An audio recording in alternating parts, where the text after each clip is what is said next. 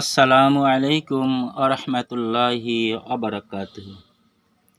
বইয়ের নাম ইমানের হাকিকত। সৈয়দ আবুল আলা মওদুদি রাহিমাহুল্লাহ। অনুবাদ করেছেন মোহাম্মদ আব্দুর রহিম। প্রকাশনা করেছেন আধুনিক প্রকাশনী। সূচিপত্র: মুসলমান হবার জন্য জ্ঞানের আবশ্যকতা। 2. মুসলমান ও কাফেরদের মধ্যে বিশেষ পার্থক্য। 3. ভাববার বিষয়। 4. কালেমায়ে তাইয়্যিবার অর্থ। 5.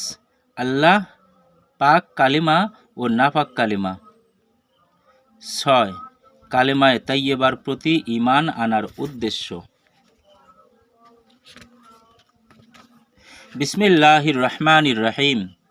মুসলমান হবার জন্য জ্ঞানের আবশ্যকতা। প্রত্যেক মুসলমানই একথা ভালো করে জানে যে দুনিয়ায় ইসলাম আল্লাহ তাআলার একটি সবচেয়ে বড় নিয়ামত। আল্লাহ তাআলা তাকে হযরত মুহাম্মদ সাল্লাল্লাহু আলাইহি ওয়াসাল্লামের উম্মত করে সৃষ্টি করেছেন এবং ইসলামের ন্যায় এত বড় একটা নিয়ামত তাকে দান করেছেন বলে প্রত্যেক মুসলমান আল্লাহর শুকর আদায় করে থাকে। এমনকি স্বয়ং আল্লাহ তাআলাও ইসলামকে মানুষের প্রতি সবচেয়ে বড় ও উৎকৃষ্ট নিয়ামত বলে ঘোষণা করেছেন। আল্লাহ তাআলা বলেন, আল ইয়াউমা আকমালতু লাকুম দীনাকুম ওয়া আতমামতু আলাইকুম নি'মাতি ওয়া রাদিতু লাকুমুল ইসলামা দীনা। আজ আমি তোমাদের আনুগত্যের বিধান পরিপূর্ণ করে দিলাম, তোমাদের প্রতি আমার নিয়ামত সম্পূর্ণ করলাম এবং ইসলামকে তোমাদের জীবন বিধান হিসেবে মনোনীত করলাম। সূরা মায়েদা আয়াত নাম্বার 3। আল্লাহ তাআলা মুসলমানদের প্রতি এই যে অনুগ্রহ করেছেন, এর হক আদায় করা তাদের পক্ষে একান্তই কর্তব্য।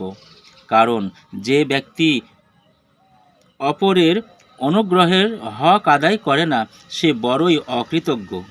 আর সবচেয়ে বড় অকৃতজ্ঞতা হচ্ছে মানুষের প্রতি আল্লাহ তাআলার এই বিরাট অনুগ্রহের কথা ভুলে যাওয়া। এখন আপনারা যদি আমাকে জিজ্ঞেস করেন যে আল্লাহ তাআলার অনুগ্রহের হক কিভাবে আদায় করা যেতে পারে, তাহলে আমি তার উত্তরে বলবো যে আল্লাহ তাআলা যখন আপনাকে হযরত মুহাম্মদ মুস্তাফা সাল্লাল্লাহু আলাইহি সাল্লামের উম্মত করে সৃষ্টি করেছেন, তখন পূর্ণরূপে ও খাঁটিভাবে তার অনুগামী হতে পারলেই আল্লাহ তাআলার এই অনুগ্রহের হক আদায় হবে। আপনাকে যখন আল্লাহ তাআলা মুসলিম জাতির অন্তর্ভুক্ত করে সৃষ্টি করেছেন, তখন তার এই অনুগ্রহ ও দয়ার হক আদায় করতে হলে আপনাকে খাঁটি মুসলমান হতে হবে। এছাড়া আপনি অন্য কোনো প্রকারেই এবং কোনো উপায়েই তার এ মহান উপকারের হক আদায় করতে পারেন না। আর আপনি যদি এই হক আদায় করতে না পারেন বা না করেন, তাহলে আপনি এই অকৃতজ্ঞতার জন্য মহা অপরাধী হবেন। আল্লাহ আমাদের সকলকেই এই মহাপাপ হতে রক্ষা করুন, আমিন। অতঃপর আপনারা যদি আমাকে জিজ্ঞেস করেন যে পূর্ণ মুসলমান কিভাবে হওয়া যায়, তবে তার উত্তর খুবই বিস্তৃত ও লম্বা হবে। এ পুস্তকে আমি ক্রমশ এর একটি অংশ বিস্তারিতভাবে বর্ণনা করতে থাকব। সর্বপ্রথম আমি এমন একটি বিষয় বলবো মুসলমান হতে হলে যার প্রয়োজন সকলের আগে এবং যাকে বলা যায় মুসলমান হওয়ার পথের প্রথম ধাপ। একটু ধীরভাবে চিন্তা করে দেখুন যে আপনারা সর্বদা যে মুসলিম শব্দটি ব্যবহার করে থাকেন, এর অর্থ কী? মানুষ কি মায়ের গর্ভ হতেই ইসলাম ধর্ম সাথে করে নিয়ে আসে? মুসলিম ব্যক্তির পুত্র অথবা মুসলিম ব্যক্তির পৌত্র হলেই কি মুসলমান হওয়া যায়? ব্রাহ্মণের পুত্র হলেই যেমন ব্রাহ্মণ, চৌধুরীর পুত্র হলেই যেমন চৌধুরী এবং শূদ্রের পুত্র হলেই যেমন শূদ্র হওয়া যায়, তেমনি রূপে মুসলমান নামধারী ব্যক্তির পুত্র হলেই কি মুসলমান হতে পারে? মুসলমান কি কোনো বংশ বা কোনো শ্রেণীর নাম? ইংরেজ জাতির মধ্যে জন্ম হলেই, ইংরেজ চৌধুরী বংশে জন্ম নিলেই চৌধুরী হয়, তেমনি মুসলমানও কি মুসলমান? নাম একটি জাতির বংশে জন্মলাভ করেছে বলেই মুসলমান নামে অভিহিত হবে? আমার এসব প্রশ্নের উত্তরে আপনারা কি এটাই বলবেন না যে না, মুসলমান তাকে বলে না?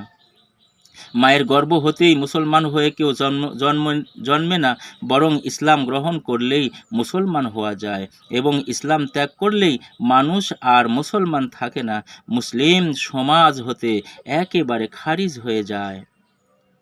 যে কোনো লোক, সে ব্রাহ্মণ হোক কিংবা পাঠান হোক, ইংরেজ হোক অথবা আমেরিকান, বাঙালি হোক অথবা হাবশি, যে যখন ইসলাম গ্রহণ করবে তখনই সে মুসলমান হিসেবে গণ্য হবে। আর যে ব্যক্তি মুসলমান সমাজে জন্মগ্রহণ করেও ইসলামের নিয়ম কানুন ও বিধিবিধান পালন করে চলে না, সে মুসলমান রূপে গণ্য হতে পারে না। সে সৈয়দের পুত্রই হোক আর পাঠানের পুত্রই হোক, তাতে কিছু আসে যায় না। আমার পূর্বোক্ত প্রশ্নগুলোর জবাব হতেই জানা গেল যে আল্লাহ তাআলার বড় নিয়ামত মুসলমান হওয়ার নিয়ামত, যা আপনি লাভ করেছেন। এটা জন্মগত জিনিস নয়, তাকে আপনি মায়ের গর্ভ হতে জন্ম হওয়ার সাথে সাথেই লাভ করতে পারেন না, এবং আজীবন এর প্রতি ভ্রুক্ষেপ করুন আর নাই করুন, তা আপনার সাথে নিজেই সর্বদা লেগে থাকবে এমন জিনিসও তা নয়। এটা একটি চেষ্টালভ্য নিয়ামত। তা লাভ করতে হলে আপনাকে রীতিমতো চেষ্টা করতে হবে। চেষ্টা সাধনা করে যদি আপনি তা লাভ করেন, তবেই তাকে আপনি পেতে পারেন। আর এর প্রতি যদি মোটেই খেয়াল না করেন, তবে এর সৌন্দর্য হতে বঞ্চিত হবেন। নাউজুবিল্লাহ। অতএব প্রমাণিত হলো যে ইসলাম গ্রহণ করলেই মানুষ মুসলমান হয়। কিন্তু ইসলাম গ্রহণ করার অর্থ কি? মুখে মুখে যে ব্যক্তি আমি মুসলমান বা আমি মুসলমান হয়েছি বলে চিৎকার করবে, তাকেই কি মুসলমান মনে করতে হবে? অথবা পূজারী ব্রাহ্মণেরা যেমন না বুঝে কতকগুলো সংস্কৃত মন্ত্র পাঠ করে, তেমনিভাবে আরবি ভাষায় কয়েকটি শব্দ না বুঝে মুখে উচ্চারণ করলেই কি মুসলমান হওয়া যাবে?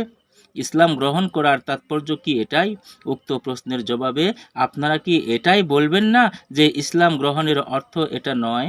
ইসলাম গ্রহণ করার অর্থ হচ্ছে হজরত মুহাম্মদ মুস্তাফা সাল্লাল্লাহু আলাইহি সাল্লামের প্রদত্ত শিক্ষা দীক্ষা ও ব্যবস্থাকে বুঝে আন্তরিকতার সাথে সত্য বলে বিশ্বাস করা, জীবনের একমাত্র ব্রত ও আদর্শ হিসাবেই এটাকে গ্রহণ করা এবং তদ অনুযায়ী কাজ করা। ইসলাম গ্রহণ করার তাৎপর্য এটাই। কাজেই যিনি এরূপ না করবেন তিনি মুসলমান হতে পারবেন না। আপনাদের এই জবাব হতে এটাই প্রকাশ পেল যে প্রথমত ইসলাম জেনে ও বুঝে নেওয়া, এবং বুঝে নেওয়ার পর তাকে কাজে পরিণত করার নাম ইসলাম গ্রহণ। কেউ কিছু না জেনেও ব্রাহ্মণ হতে পারে, কারণ সে ব্রাহ্মণের ঘরে জন্মগ্রহণ করেছে, অতএব সে ব্রাহ্মণ থাকবে। কেউ কিছু না জেনেও চৌধুরী হতে পারে, যেহেতু সে চৌধুরীর ঔরসে জন্মগ্রহণ করেছে, চৌধুরীরাই সে থাকবে, কিন্তু কিন্তু ইসলামকে না জেনে কেউ মুসলমান হতে পারে না, কারণ মুসলমান ব্যক্তির ঔরসে জন্ম হলেই মুসলিম হওয়া যায় না। ইসলামকে জেনে বুঝে বিশ্বাস করে কাজ করলেই তবে মুসলমান হওয়া যায়। চিন্তা করে দেখুন, হজরত মুহাম্মদ মুস্তাফা সাল্লাল্লাহু আলাইহি সাল্লামের শিক্ষা ও জীবন ব্যবস্থা না জেনে তাকে বিশ্বাস করা ও তদ অনুযায়ী কাজ করা কী রূপে সম্ভব হতে পারে? আর না জেনে না বুঝে এবং বিশ্বাস না করেই বা মানুষ মুসলমান হতে পারে কী রূপে? এরূপ বোঝা যাচ্ছে যে মূর্খতা নিয়ে মুসলমান হওয়া ও মুসলমান থাকা কিছুতেই সম্ভব নয়।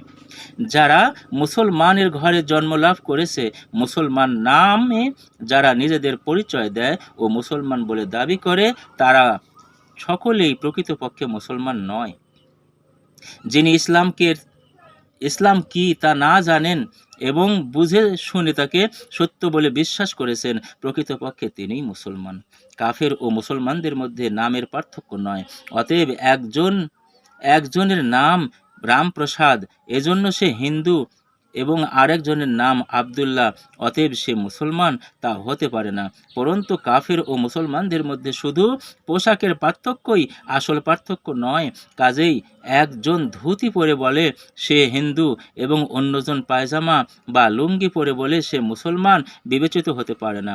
বরং মুসলমান ও কাফেরের মধ্যে আসল পার্থক্য হচ্ছে উভয়ের ইলম বা জ্ঞানের পার্থক্য। এক ব্যক্তি কাফের এজন্য যে সে জানে না তার সৃষ্টিকর্তার সাথে তার কি সম্পর্ক এবং তার বিধান অনুসারে জীবনযাপনের প্রকৃত পথ কোনটি। কিন্তু একটি মুসলমান সন্তানের অবস্থায়ও যদি এরূপ হয়, তবে তার ও কাফের ব্যক্তির মধ্যে কোনো দিক দিয়ে পার্থক্য করা যাবে? এবং এ দুজনের মধ্যে পার্থক্য করে আপনি একজনকে কাফের ও অপরজনকে মুসলমান বলবেন কেমন করে? কথাগুলো বিশেষ মনোযোগ সহকারে ও ধীরস্থিরভাবে ভেবে দেখা আবশ্যক। আল্লাহ তাআলার যে মহান নিয়ামতের জন্য আপনারা শুকর আদায় করছেন, একে লাভ করা এবং রক্ষা করা, এ দুটি কাজই সম্পূর্ণভাবে নির্ভর করে ইলম বা জ্ঞানের উপর। ইলম বা জ্ঞান না থাকলে মানুষ তা পেতে পারে না। সামান্য পেলেও তাকে বাঁচিয়ে রাখা বড়ই কঠিন ব্যাপার। সব সময় তাকে হারিয়ে ফেলার আশঙ্কা ও খুঁতখুঁতে ভাব মনের মধ্যে বদ্ধমূল হয়ে থাকে। মুসলমান না হয়েও এক শ্রেণীর লোক নিজেদের মুসলমান মনে করে। এর একমাত্র কারণ তাদের মূর্খতা। যে ব্যক্তি একেবারেই জানে না যে ইসলাম ও কুফরের মধ্যে এবং ইসলাম ও শিরকের মধ্যে পার্থক্য কি, সে তো অন্ধকারাচ্ছন্ন পথের প্রতীকের মতো।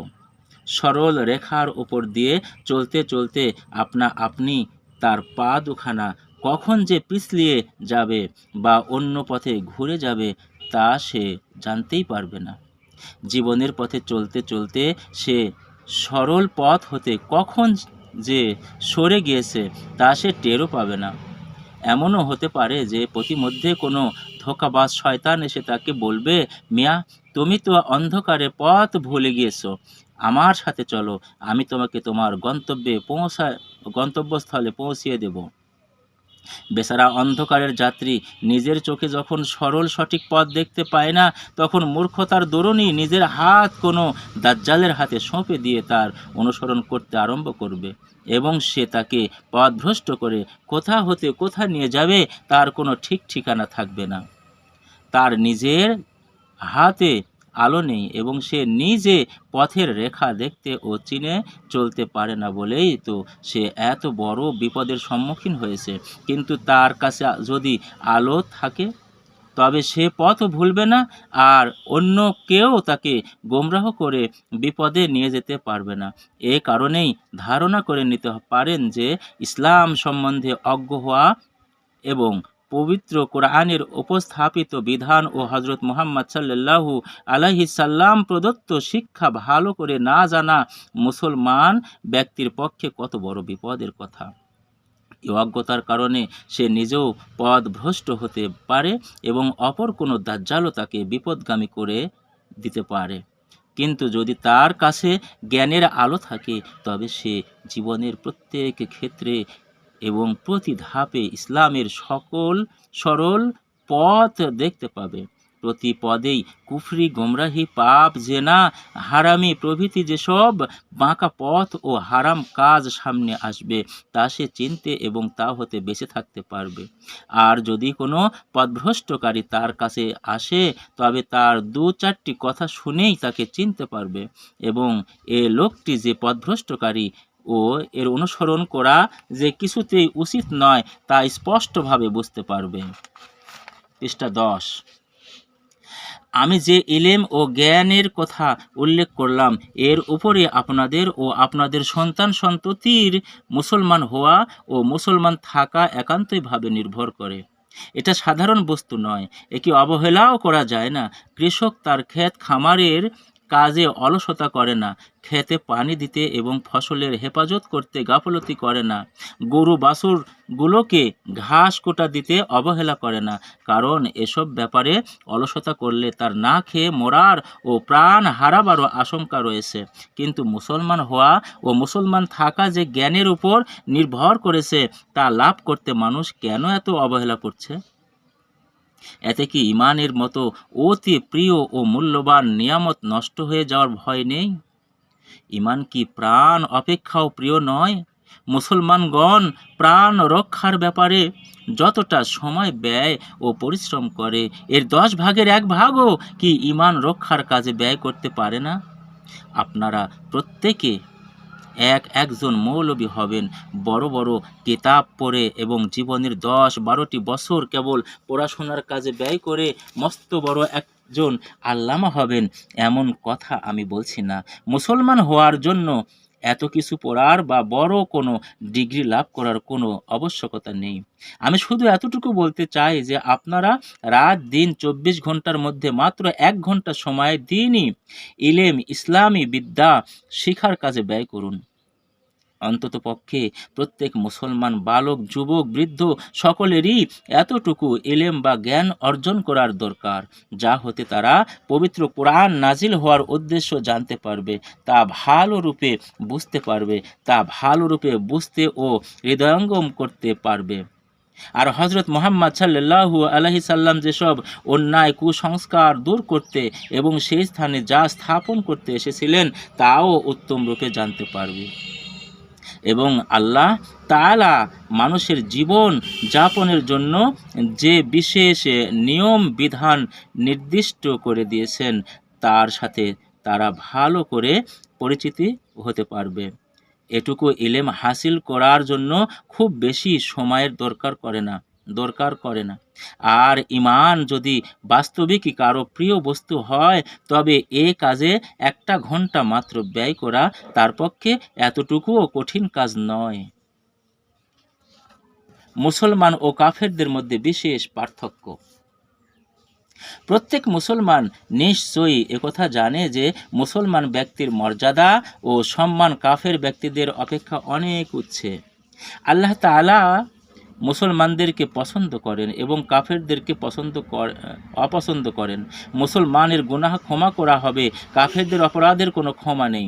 মুসলমান জান্নাতে যাবে এবং কাফের জাহান্নামে। কিন্তু মুসলমান এবং কাফেরের মধ্যে এতখানি পার্থক্য কেন হলো?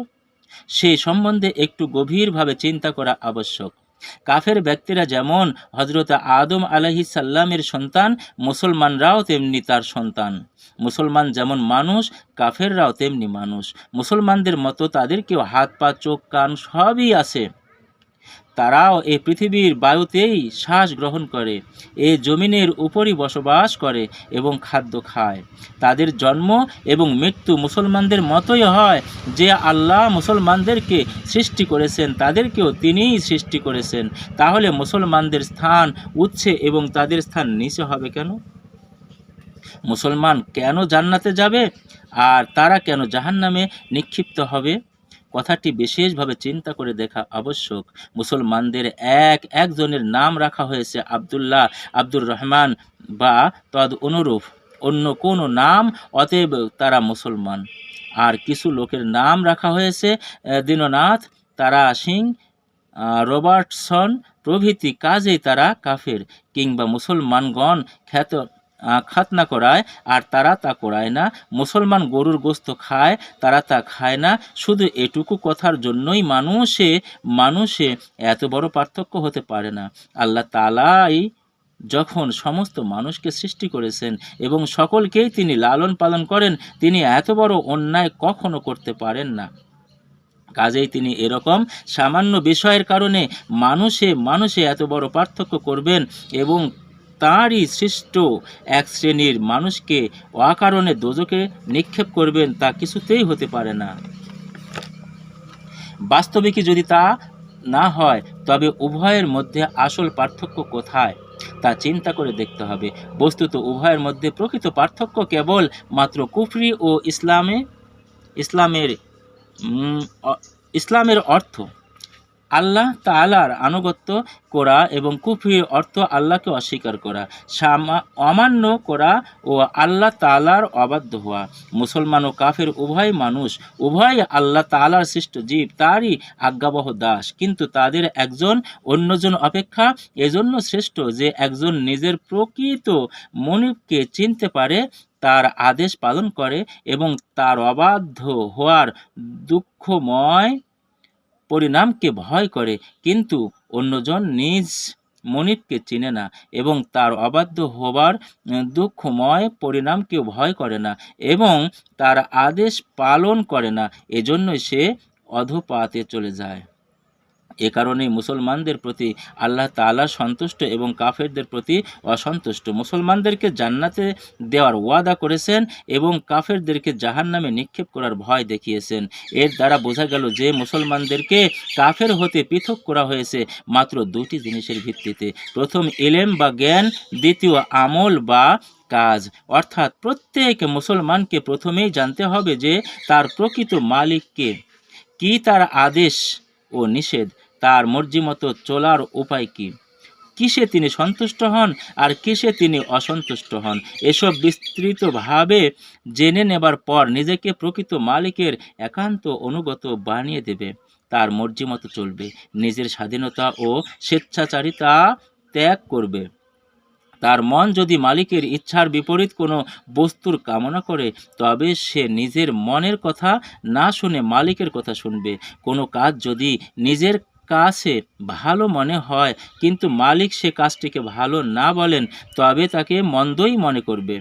আবার কোনো কাজ যদি নিজের মনে খুব মন্দ বলে ধারণা হয় কিন্তু মালিক তাকে ভালো মনে করেন, এবং কোনো কাজ যদি নিজের পক্ষে ক্ষতিকর বলে মনে হয় অথচ মালিক যদি তা করার হুকুম দেন, তবে তার জান ও মালেরই যতই ক্ষতি হোক না কেন তা সে অবশ্যই করবে। আবার কোনো কাজকে যদি নিজের জন্য লাভজনক মনে করে আর মালিক তা নিষেধ করেন করতে, তবে তাতে দুনিয়ার সমস্ত ধন সম্পত্তি লাভ করতে পারলেও তা সে কখনোই করবে না। ঠিক এই ইলেম ও এরূপ আমলেরই জন্য মুসলমান আল্লাহ তাআলার প্রিয় বান্দা। তার উপর আল্লাহ তাআলার রহমত বর্ষিত হয় এবং আল্লাহ তাআলা তাকে সম্মান দান করেন। কিন্তু উল্লেখিত বিষয়গুলো সম্পর্কে কাফের কিছুই জানে না এবং এ জ্ঞান না থাকার দরুনই তার কার্যকলাপও তদ অনুরূপ হয় না, এজন্য যে সে আল্লাহ তাআলা সম্বন্ধে একেবারে অজ্ঞ এবং তার অবাধ্য বান্দা, ফলত সে আল্লাহ তাআলার অনুগ্রহ হতে বঞ্চিত হবে। এই আলোচনার শেষ কথা এই যে, যে ব্যক্তি নিজেকে মুসলমান বলে পরিচয় দেয় অথচ কাফেরের মতোই জাহেল বা অজ্ঞ এবং আল্লাহ তাআলার অবাধ্য, এমতো অবস্থায় কেবল নাম, পোশাক ও খানাপিনার পার্থক্যের কারণে সে কাফের অপেক্ষা কোনোভাবেই শ্রেষ্ঠ হতে পারে না, আর কোনো কারণেই সে ইহকাল ও পরকালে আল্লাহ তাআলার রহমতের হকদার হতে পারে না। ইসলাম কোনো জাতি, বংশ বা সম্প্রদায়ের নাম নয়। কাজেই বাপ হতে পুত্র এবং পুত্র হতে পৌত্র আপনা আপনি তা লাভ করতে পারে না। ব্রাহ্মণের পুত্র মূর্খ এবং চরিত্রহীন হলেও কেবলমাত্র ব্রাহ্মণের পুত্র বলেই সে ব্রাহ্মণের মর্যাদা পেয়ে থাকে এবং উচ্চ বংশ বলে পরিগণিত হয়। আর চামারের পুত্র জ্ঞানী ও গুণী হয়েও নীচ ও হীন থেকে যায়, কারণ সে চামারের মতো নিজ জাতির ঘরে জন্মগ্রহণ করেছে। কিন্তু ইসলামে এসব বংশ বা গোত্রীয় মর্যাদার বিন্দুমাত্র স্থান নেই। এখানে আল্লাহ তাআলা তার পবিত্র গ্রন্থ কোরআনে আবিষ্কার করে বলে দিয়েছেন, ইন্না আকরামাকুম ইনদাল্লাহি আতকাকুম। তোমাদের মধ্যে যে লোক আল্লাহ তাআলাকে বেশি ভয় করে এবং সকলের অধিক তার আদেশ পালন করে চলে, সেই তার কাছে অধিক সম্মানিত। হযরত ইব্রাহিম আলাইহিস সালাম একজন মূর্তি পূজারীর ঘরে জন্ম লাভ করেছিলেন, কিন্তু তিনি আল্লাহ তাআলাকে চিনতে পেরে তার আদেশ পালন করলেন। এজন্য আল্লাহ তাআলা তাকে সমস্ত জগতের নেতা বা ইমাম করে দিয়েছিলেন। হযরত নূহ আলাইহিস সালামের পুত্র একজন নবীর ঘরে জন্মগ্রহণ করেছিল, কিন্তু সে আল্লাহ তাআলাকে চিনতে পারল না বলে তার অবাধ্য হয়ে গেল। এজন্য তার বংশমর্যাদার প্রতি ভ্রুক্ষেপ করা হলো না, উপরন্তু যে শাস্তি দেওয়া হলো সমস্ত দুনিয়া তা হতে শিক্ষা লাভ করতে পারে। অতএব বুঝে দেখুন, আল্লাহ তাআলার কাছে মানুষে মানুষে যা কিছু পার্থক্য হয়ে থাকে তা কেবল ইলম ও আমলের জন্য মাত্র। দুনিয়া ও আখিরাতে তার অনুগ্রহ কেবল তারাই পেতে পারে যারা তাকে তার প্রদত্ত বিধান অনুযায়ী চেনে এবং তার অনুসরণ করে। কিন্তু যাদের মধ্যে এ গুণ নেই, তাদের নাম আব্দুল্লাহ হোক আর আব্দুর রহমান হোক, দীননাথই হোক আর তারা সিংই হোক, আল্লাহ তাআলার কাছে তাদের মধ্যে কোনো পার্থক্য নেই। এরা কেউই আল্লাহ তাআলার অনুগ্রহ পাবার অধিকার পেতে পারে না। মুসলমানগণ নিজেদের মুসলমান বলে মনে করে এবং মুসলমানের উপর আল্লাহ তাআলার রহমত বর্ষিত হয় বলে বিশ্বাস করে, কিন্তু একটু চোখ খুলে চেয়ে দেখুন, আল্লাহ তাআলার অনুগ্রহ কি তাদের উপর সত্যই নাজিল হচ্ছে? পরকালের কথা পরের জন্যই রইল। এই দুনিয়ায় মুসলমানদের যে দুরবস্থা হচ্ছে তাই একবার খেয়াল করে দেখা আবশ্যক। মুসলমান বাস্তবিকই যদি আল্লাহ তাআলার প্রিয় বান্দা হতো, তাহলে আল্লাহর সেই প্রিয়জনেরা দুনিয়ায় নানাভাবে লাঞ্ছিত ও অপমানিত হবে কেন? আল্লাহ কি জালেম? নাউজুবিল্লাহ। মুসলমান যদি আল্লাহ তাআলার হক জানতো, তার আদেশ পালন করত, তাহলে তিনি তার অবাধ্য বান্দাদেরকে মুসলমানদের দণ্ডমুণ্ডের কর্তা করে দেবেন কেন?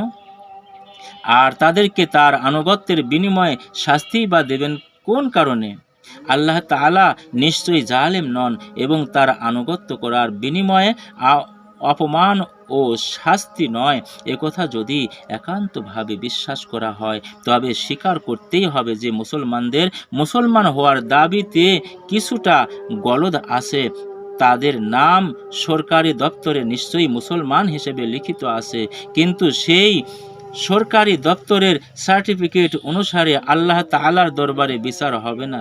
আল্লাহ তাআলার নিজস্ব দপ্তর রয়েছে এবং তা সম্পূর্ণ ভিন্ন।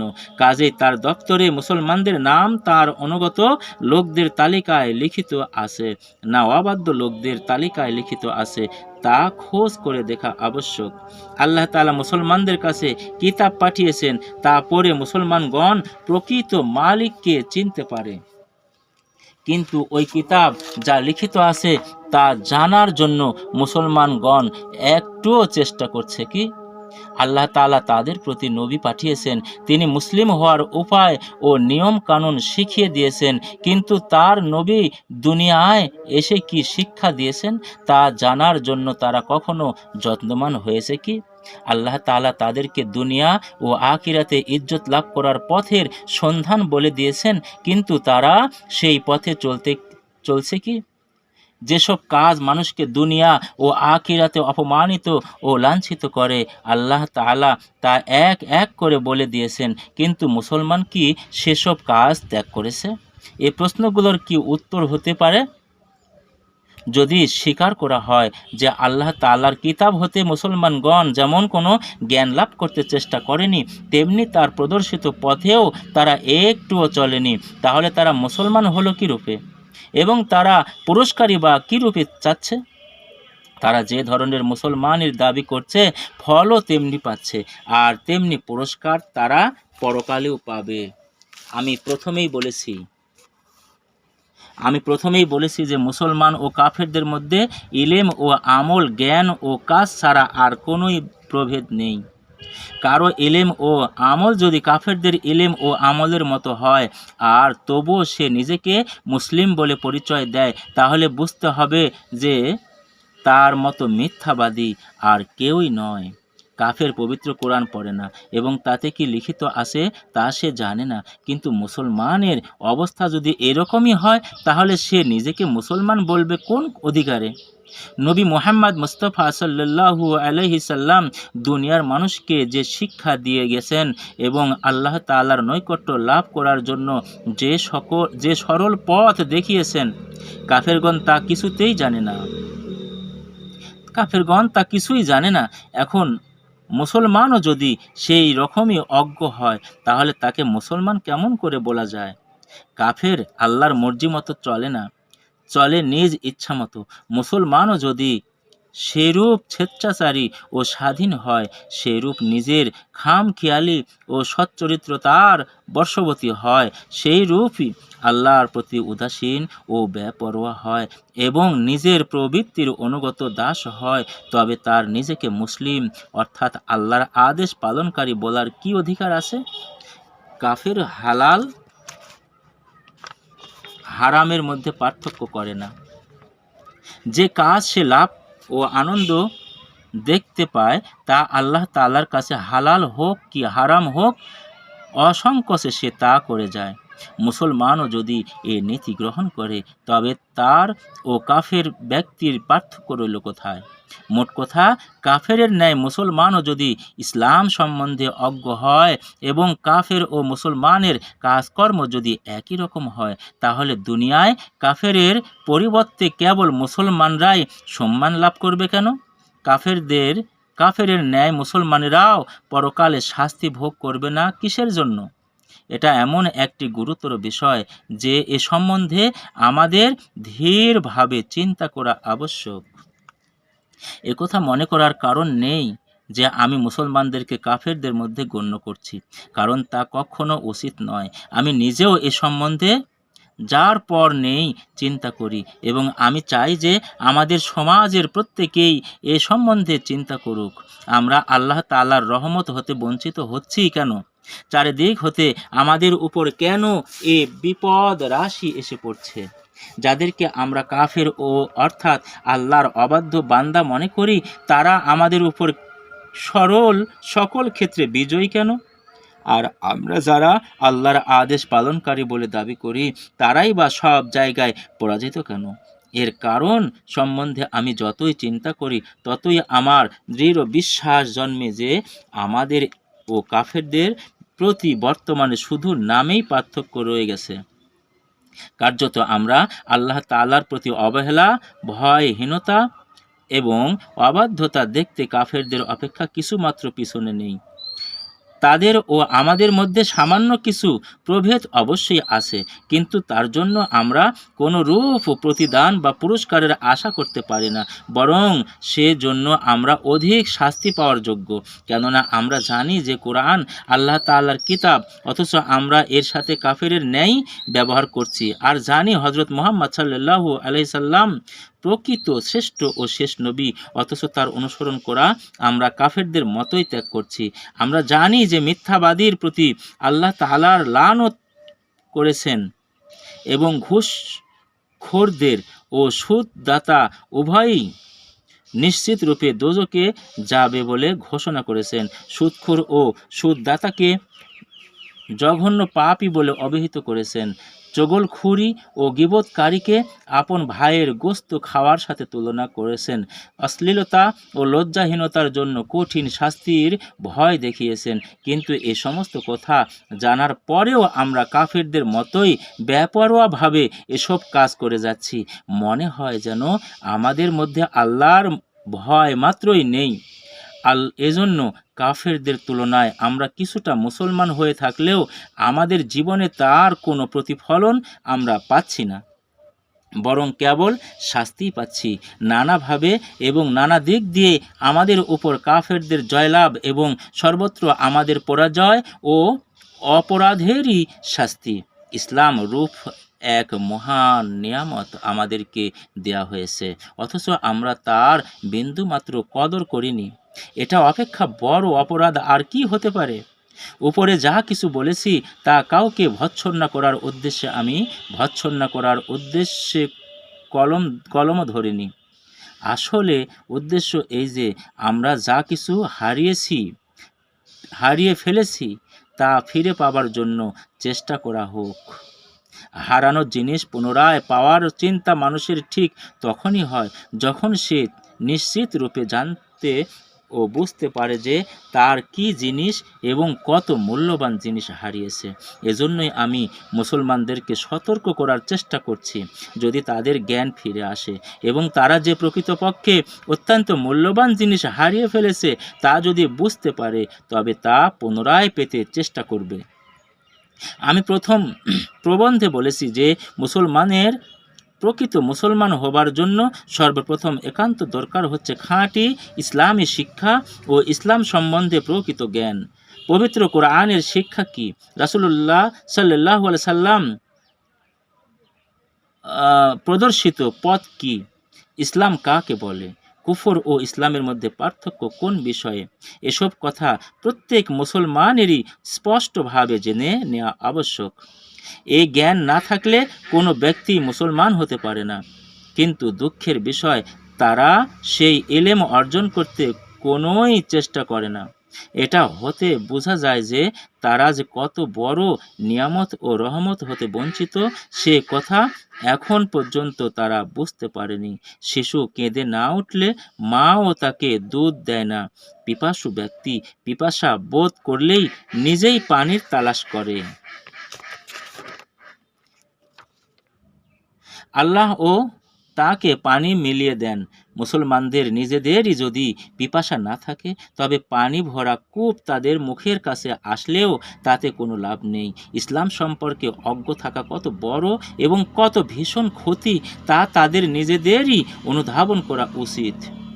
আল্লাহ তাআলার কিতাব তাদেরই কাছে মজুদ আছে, অথচ নামাজে তারা আল্লাহ তাআলার কাছে কি প্রার্থনা করে তা তারা জানে না।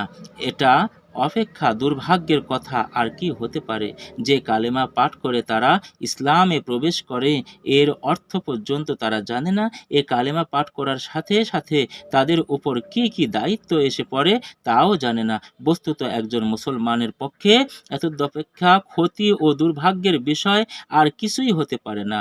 ক্ষেত খামার নষ্ট হওয়ার পরিণাম যে কি তা সকলেই জানে। ফসল নষ্ট হলে না খেয়ে মরতে হবে, তাতে কারো সন্দেহ নেই। কিন্তু ইসলাম সম্পর্কে অজ্ঞ থাকার পরিণাম যে কত ভীষণ ও ভয়াবহ, সেই কথা তারা অনুভব করতে পারে না।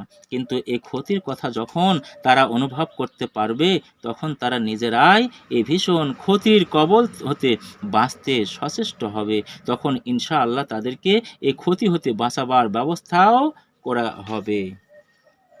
ভাববার বিষয়, বর্তমান দুনিয়ায় একমাত্র মুসলমানদের কাছেই আল্লাহ তাআলার কালাম সম্পূর্ণ অবিকৃত ও অপরিবর্তিত অবস্থায় বর্তমান আছে। কোরআনের যে শব্দ আল্লাহ তাআলার নবীর প্রতি নাজিল হয়েছিল, আজ পর্যন্ত অবিকল তাই আছে। এ দিক দিয়ে দুনিয়ার মুসলমানগণ ভাগ্যবান জাতি, তাতে সন্দেহ নেই। আবার দুনিয়ার এ মুসলমানরাই একমাত্র হতভাগ্য, যাদের কাছে আল্লাহ তাআলার পবিত্র কালাম এর আসল অবস্থায় বর্তমান থাকা সত্ত্বেও এর বরকত ও অফুরন্ত নিয়ামত হতে তারা বঞ্চিত। কুরআন মাজিদ তাদের উপর এজন্য নাজিল হয়েছিল যে তারা এটা পড়বে, বুঝবে, তদ অনুযায়ী কাজ করবে। এটা এসেছিল তাদেরকে শক্ত এবং সম্মান দান করার জন্য। এটা তাদেরকে পৃথিবীতে আল্লাহর প্রকৃত খলিফা বানাতে এসেছিল। আর ইতিহাস সাক্ষ্য দেয় যে যতদিন তারা কোরআনের হেদায়েত অনুযায়ী চলেছে, ততদিন এটা তাদেরকে দুনিয়ার শ্রেষ্ঠ নেতা বানিয়ে রেখেছে। কিন্তু আজকাল তারা কোরআন দ্বারা জিন ভূত তাড়ান ছাড়া আর কোনো কাজই করছে না। এর আয়াত লিখে তারা গলায় বাঁধে, তা লিখে ও গুলে পানি খায়, আর শুধু পুণ্য সঞ্চয় করার উদ্দেশ্যে না বুঝে পাঠ করে। তারা আজ এর কাছে হেদায়েত চায় না। তাদের ধর্মবিশ্বাস কি রকম হবে তা তারা কোরআনের কাছে জিজ্ঞেস করে না। তাদের কাজকর্ম কিরূপ হওয়া উচিত, তাদের চরিত্র কিরূপ হওয়া দরকার, তারা এই দুনিয়ায় কিরূপে জীবনযাপন করবে, লেনদেন কিভাবে করবে, কোন নিয়ম অনুসারে তারা মানুষের সাথে বন্ধুত্ব বা শত্রুতা করবে, আল্লাহর অন্যান্য বান্দাদের প্রতি এবং তাদের নিজেদের প্রতি তাদের কর্তব্য কি, আর তা কিভাবেই বা পালন করবে, দুনিয়ায় কার হুকুম মানবে আর কার হুকুম অমান্য করবে, কার সাথে সম্বন্ধ রাখা উচিত, কার সাথে নয়, তাদের মিত্র কে আর শত্রুই বা কে, কিসে তাদের সম্মান ও সফলতা হবে, কোন কাজে ধন দৌলত লাভ হবে, তাদের ব্যর্থতা এবং ক্ষতি বা কিসে হতে পারে। কোরআনের নিকট এ সমস্ত প্রশ্নের জবাব চাওয়া মুসলমানগণ এখন ছেড়ে দিয়েছে। এখন তারা কাফের, মুশরিক, গোমরা ও স্বার্থপর লোকদের কাছে এবং নফস স্বরূপ শয়তানের কাছে এই সমস্ত বিষয় পরামর্শ চায়, আর এদের পরামর্শ অনুযায়ী তারা কাজ করে। কাজেই আল্লাহকে ছেড়ে অন্যের হুকুম অনুসারে কাজ করার যে পরিণাম হতে পারে তাই হয়েছে। আজ সেই ফলই তারা আজ দুনিয়ার বিভিন্ন দেশ ও এক এক দেশের বিভিন্ন অঞ্চল হারে হারে ভোগ করছে। কোরআন মাজিদ সমস্ত কল্যাণের উৎস। লোকেরা যে রকমের এবং যে পরিমাণের কল্যাণ এর কাছে চাবে, কোরআন তাই এবং ততটুকুই দান করবে। জিন ভূত তাড়ান, সর্দি কাশির চিকিৎসা, মামলা মোকদ্দমায় জয়লাভ, চাকুরি লাভ আর এ ধরনের সব ছোট ছোট ও নিকৃষ্ট জিনিস যদি তারা এর কাছে চায় তবে তাই দান করবে। আর যদি দুনিয়ার বাদশাহী এবং সারে জাহানের নেতৃত্ব ও কর্তৃত্ব পেতে চায় তবে তাও তাদেরকে দেবে। এমনকি যদি আল্লাহর আরশের কাছে পৌঁছতে চায় তবে কোরআন তাদেরকে সেখান পর্যন্ত পৌঁছিয়ে দেবে। মূলত তা তার পাত্রের যোগ্যতার উপরে নির্ভর করে। তারা আজ মহাসমুদ্রের কাছ হতে মাত্র 2 ফোঁটা পানি নিচ্ছে, অথচ সমুদ্র তাদেরকে বড় বড় নদী দান করতে পারে। আমাদের মুসলমান ভাইগণ, আল্লাহ পাক কিতাবের সাথে যে ধরনের অসঙ্গত ব্যবহার করে থাকে তা এতই হাস্যকর ব্যাপার যে এরা নিজেরা যদি দুনিয়ার কোনো কাজে অন্য কোনো লোককে সে ধরনের ব্যবহার করতে দেখত তবে তারা তাকে বিদ্রূপ করতে ত্রুটি করত না, বরং তারা তাকে পাগল বলে মনে করত। কোনো ব্যক্তি যদি ডাক্তারের কাছ হতে ঔষধের তালিকা লিখে এনে কাপড়ে জড়িয়ে গলায় বেঁধে রাখে কিংবা পানিতে ধুয়ে তা পান করে তবে আপনারা তাকে কি বলবেন? আপনারা কি তার কাজ দেখে হাসবেন না এবং তাকে নিতান্ত আহম্মক মনে করবেন না?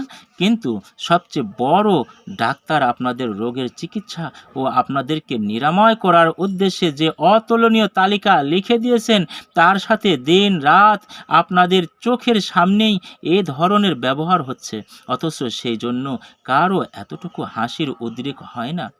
এ কথা কেউই ভেবে দেখেন না যে ঔষধের তালিকা গলায় বাঁধার বা ধুয়ে খাবার জিনিস নয়। এর বিধান অনুযায়ী ঔষধ বানিয়ে ব্যবহার করার জন্যই তা লিখিত হয়েছে। কোনো রুগ্ন ব্যক্তি যদি একখানা ডাক্তারি কিংবা হেকিমি বই নিয়ে পড়তে শুরু করে আর মনে করে যে এই বইখানা পড়লে সব রোগ আপনা আপনি দূর হয়ে যাবে, তবে আপনারা তাকে কি বলবেন? আপনারা কি বলবেন না যে তার মাথা খারাপ হয়ে গেছে, তাকে পাগলাখানায় পাঠিয়ে দাও? কিন্তু হায়, একমাত্র মহা চিকিৎসক আল্লাহ তাআলা আপনাদেরকে রোগের চিকিৎসার জন্য যে মহান কিতাব পাঠিয়েছেন তার সাথে আপনাদের ব্যবহার কি এরকমই হচ্ছে? ঠিক এরকমই হচ্ছে।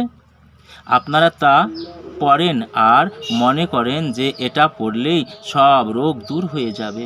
এর বিধান মতো কাজ করার কোনোই দরকার নেই।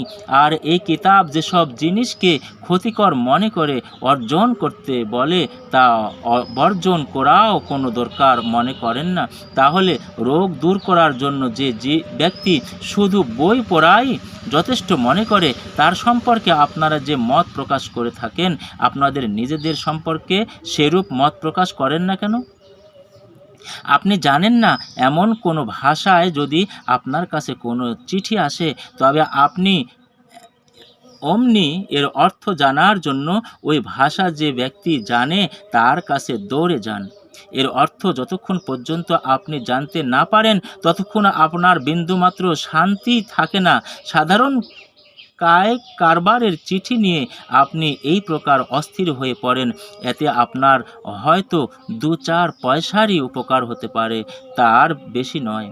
কিন্তু সারে জাহানের মালিক আল্লাহর কাছ হতে যে চিঠি আপনার কাছে এসেছে তার আর যার মধ্যে আপনার ইহকাল ও পরকালের সমস্ত কল্যাণ নিহিত আছে তাকে আপনি অবহেলা করে ফেলে রাখেন। এর অর্থ জানার কোনো আগ্রহ বা অস্থিরতায় আপনার মধ্যে জাগে না? এটা কি বাস্তবিকই আশ্চর্যের ব্যাপার নয়? এসব কথা আমি হাসি তামাশার জন্য বলছি না। আপনারা যদি একথা চিন্তা করে দেখেন তবে আপনাদের অন্তরই বলে দেবে যে দুনিয়ায় সবচেয়ে বড় অবিচার হচ্ছে আল্লাহর এই মহান কিতাবের প্রতি। আর এই অবিচার শুধু তারাই করছে যারা এই কিতাবের প্রতি ঈমান রাখে বলে দাবি করে এবং এর জন্য প্রাণ দিতেও প্রস্তুত বলে প্রচার করে। পবিত্র কোরআনের প্রতি তাদের ঈমান নিশ্চয়ই আছে এবং তারা এটাকে প্রাণ অপেক্ষাও বেশি ভালোবাসে, তাতে সন্দেহ নেই। কিন্তু বড়ই দুঃখের বিষয় যে ঠিক তারাই এর উপর সকলের অপেক্ষা বেশি জুলুম করছে। আর আল্লাহর কালামের প্রতি জুলুম করার ফল তো সকলেরই জানা আছে। খুব ভালো করে বুঝে নিন, আল্লাহর কালাম মানুষের কাছে এজন্য আসেনি যে এটা পেয়েও সে দুর্ভাগ্য ও দুঃখ মুসিবতের মধ্যে পড়ে থাকবে। পবিত্র কোরআন তো সৌভাগ্য ও সার্থকতা লাভ করার একমাত্র উৎস। এটা দুর্ভাগ্য ও হীনতা লাভের কোনো কারণ হতে পারে না। আল্লাহ তাআলা নিজেই বলে দিয়েছেন, তহা মা আনজালনা আলাইকাল কুরআনা লিতাশকা। তহা, হে নবী, তোমার প্রতি কোরআন এজন্য নাজিল করেনি যে এটা সত্ত্বেও তুমি হতভাগ্য হয়ে থাকবে। সূরা তহা 1-2 আয়াত। এর দ্বারা মানুষের ভাগ্য খারাপ হওয়ার এবং সকলের অপেক্ষা নিকৃষ্ট হওয়ার কোনোই আশঙ্কা নেই। কোনো জাতির কাছে আল্লাহর কালাম বর্তমান থাকা সত্ত্বেও তার লজ্জিত ও লাঞ্ছিত হওয়া, পরের অধীন হওয়া, অপমানিত ও পদদলিত হওয়া, গোলামীর নাগপাশ বন্দী হওয়া, তার সমস্ত কর্তৃত্ব অপরের হাতে ন্যস্ত হওয়া এবং পরের দ্বারা জন্তু জানোয়ারের মতো বিতাড়িত ও নির্যাতিত হওয়া একেবারেই অসম্ভব ব্যাপার। এমন দুঃখপূর্ণ অবস্থা সেই জাতির ঠিক তখনই হতে পারে যখন তারা আল্লাহর কালামের উপর জুলুম করতে শুরু করে। বনী ইসরাইলের অবস্থা আপনাদের অজানা নয়। তাদের প্রতি তাওরাত ও ইনজিল নাজিল করা হয়েছিল এবং বলা হয়েছিল, ওয়ালাউ আন্নাহুম আকামুত তাওরাতা ওয়াল ইনজিলা ওয়ামা উনজিলা ইলাইহিম মির রাব্বিহিম লা আকালু মিন ফাওকিহিম ওয়া মিন তাহতি আরজুলিহিম। তাওরাত, ইনজিল এবং অন্যান্য যেসব কিতাব তাদের প্রতি নাজিল করা হয়েছিল, তারা যদি তা অনুসরণ করে চলত, তবে তাদের প্রতি আকাশ হতে রিজিক বর্ষিত হতো এবং জমিন হতে খাদ্যদ্রব্য ফুটে বের হতো। কিন্তু তারা আল্লাহ তাআলার এসব কালামের প্রতি জুলুম করেছিল, আর তার ফল وَضُرِبَتْ عَلَيْهِمُ الذِّلَّةُ وَالْمَسْكَنَةُ وَبَاءُوا بِغَضَبٍ مِّنَ اللَّهِ ذَلِكَ بِأَنَّهُمْ كَانُوا يَكْفُرُونَ بآيات الله ويقتلون النبيين بغير الحق ذلك بما عصوا وكانوا يعتدون। লাঞ্ছনা এবং পর মুখাপেক্ষিতা তাদের উপর চাপিয়ে দেওয়া হয়েছিল এবং আল্লাহর গজবে তারা পরিবেষ্টিত হয়ে পড়েছিল। এর কারণ এই যে তারা আল্লাহর বাণীকে অমান্য করতে শুরু করেছিল আর পয়গম্বরগণকে অকারণে হত্যা করেছিল। তাছাড়া আরও কারণ এই যে তারা আল্লাহর অবাধ্য হয়েছিল এবং তাদের জন্য আল্লাহ তাআলা যে সীমা নির্দিষ্ট করে দিয়েছিলেন তা তারা অতিক্রম করে গিয়েছিল। সূরা বাকারা আয়াত 61। অতএব যে জাতি আল্লাহর কিতাব ধারণ করে থাকা সত্ত্বেও দুনিয়ায় লাঞ্ছিত, পদদলিত এবং পরের অধীন ও পরের তুলনায় শক্তিহীন হয়, নিঃসন্দেহে মনে করবেন যে তারা নিশ্চয় আল্লাহর কালামের উপর জুলুম করেছে। আর তাদের উপর এই যে দুঃখ বিপদের তুফান আসছে তার মূল কারণই হচ্ছে আল্লাহর কিতাবের প্রতি জুলুম। অতএব আল্লাহর এ গজব হতে রেহাই পাওয়া ছাড়া আর কোনো উপায় থাকতে পারে না। তারা আল্লাহর কালামের প্রতি জুলুম করা ত্যাগ করবে এবং এর 16 আনা হক আদায় করতে চেষ্টা করবে।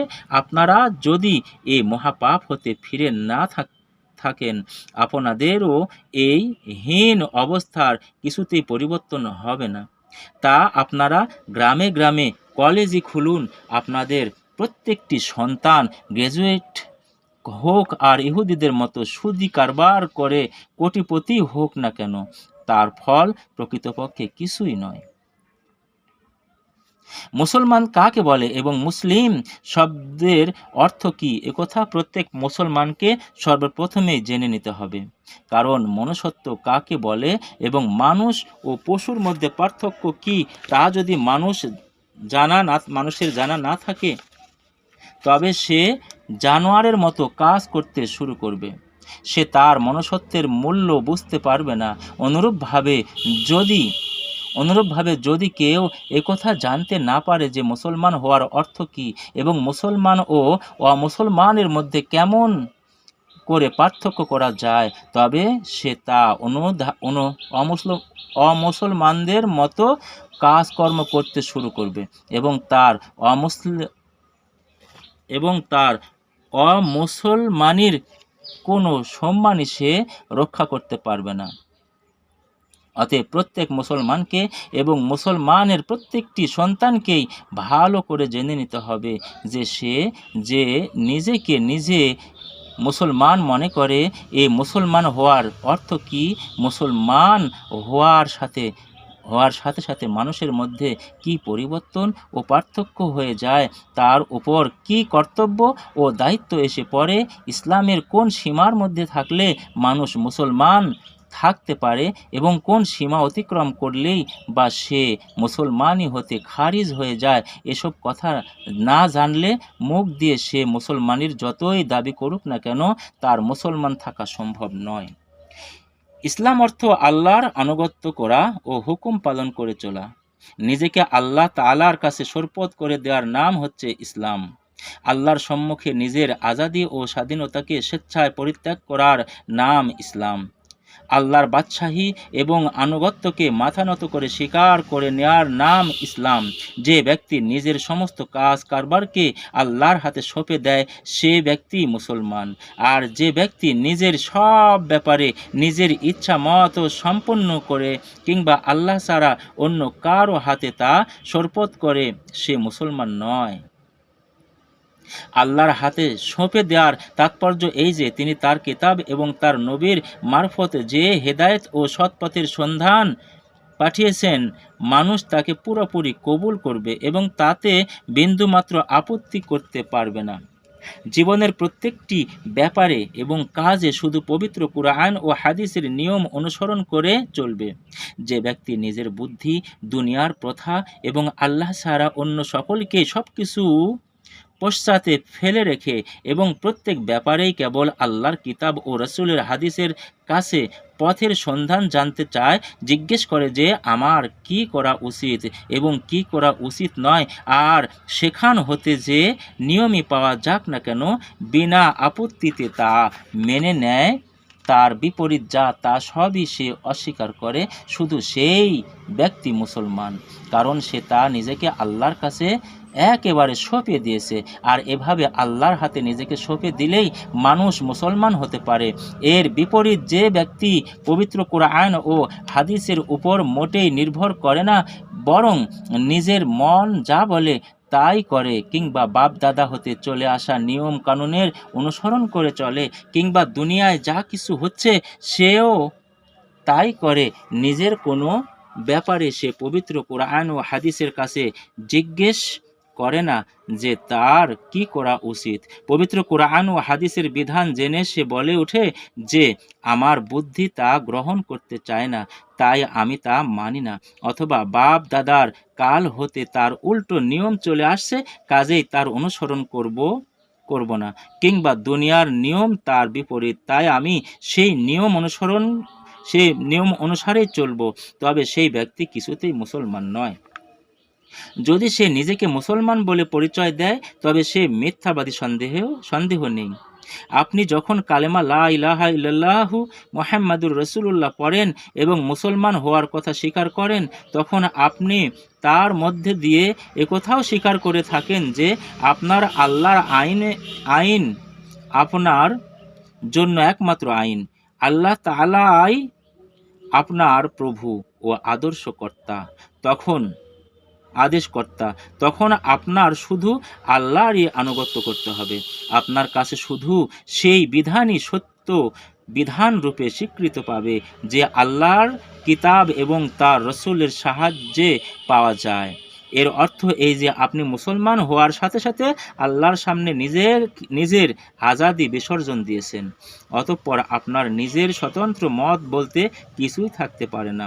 দুনিয়ার বিভিন্ন প্রথা বা পারিবারিক নিয়ম রীতিরও কোনোই গুরুত্ব থাকতে পারে না। অথবা অমুক হজরত এবং অমুক বুজুর্গ সাহেব কি বলেছেন, আল্লাহর কালাম এবং তার রসুলের সুন্নতের মোকাবেলায় এই ধরনের কোনো কথাই আপনি এখন পেশ করতে পারেন না। আপনার প্রত্যেকটি বিষয় পবিত্র কোরআন ও হাদিসের সামনে পেশ করাই এখন আপনার একমাত্র কাজ। যা তার অনুরূপ হবে না, আপনি তা উঠিয়ে দূরে নিক্ষেপ করবেন। তার যারই প্রথা হোক না কেন, নিজেকে মুসলমান বলা এবং তারপর পবিত্র কোরআন ও হাদিসকে বাদ দিয়ে নিজের মতো দুনিয়ার প্রথা কিংবা মানুষের কোনো কথা বা কাজের অনুসরণ করা সম্পূর্ণরূপে পরস্পরের বিরোধী। কোনো অন্ধ ব্যক্তি যেমন নিজেকে চোখওয়ালা বলতে পারে না, কোনো নাকহীন ব্যক্তি যেমন নিজেকে নাকওয়ালা বলতে পারে না, ঠিক তেমনি যে ব্যক্তি নিজের সমস্ত কাজকর্ম পবিত্র কোরআন হাদিস অনুসারে সমাধা করে না, বরং তা পরিত্যাগ করে নিজের বুদ্ধি বা দুনিয়ার প্রথা অথবা কোনো ব্যক্তি বিশেষের কথা বা কাজের অনুসরণ করে চলে, সে কিছুতেই নিজেকে মুসলমান বলতে পারে না। কেউ যদি নিজে মুসলমান থাকতে না চায় তবে তার মুসলমান থাকার জন্য তার উপর জোর জবরদস্তি করতে পারে না। যে কোনো ধর্ম গ্রহণ করা এবং যে কোনো নাম ধারণ করার স্বাধীনতা প্রত্যেকটি মানুষেরই রয়েছে, কিন্তু কোনো মানুষ যখন নিজেকে মুসলমান বলে পরিচয় দেয় তখন তার একথা খুব ভালো করে বুঝে নেওয়া উচিত যে সে ঠিক ততক্ষণ পর্যন্ত মুসলমান থাকতে পারে যতক্ষণ সে ইসলামের সীমার মধ্যে থাকবে। আল্লাহর কালাম এবং তার রসুলের হাদিসকে সত্য ও কল্যাণের একমাত্র মাপকাঠি রূপে গ্রহণ করা এবং এর বিরোধিতা প্রত্যেকটি জিনিসকে বাতিল ও মিথ্যা মনে করাই হচ্ছে ইসলামের সীমা। এই সীমার মধ্যে যে থাকবে সে মুসলমান। এটা যে লঙ্ঘন করবে সে ইসলাম হতে বিচ্যুত বহির্ভূত হয়ে পড়বে। তারপরেও সে যদি নিজেকে মুসলমান মনে করে এবং মুসলমান বলে দাবি করে তবে সে নিজেকেও ধোঁকা দিচ্ছে আর দুনিয়াকেও ধোঁকা দিচ্ছে, সন্দেহ নেই। ওয়ামান লাম ইয়াহকুম বিমা আনজালাল্লাহু ফাউলাইকা হুমুল কাফিরুন। যে আল্লাহর দেয়া বিধান অনুযায়ী বিচার ফায়সালা করে না সে কাফের। সূরা আল মায়েদা আয়াত নাম্বার ৪৪। সদাকাল্লাহুল আজিম। দ্বিতীয় খণ্ডের ভিতরে আপনারা বইয়ের বাকি অংশটা পড়তে পারবেন। আমি ২৬ পৃষ্ঠা পর্যন্ত এই পর্বে দিলাম। দ্বিতীয় পর্ব দেখার জন্য বিশেষভাবে অনুরোধ জানাচ্ছি। আসসালামু আলাইকুম রহমতুল্লাহ।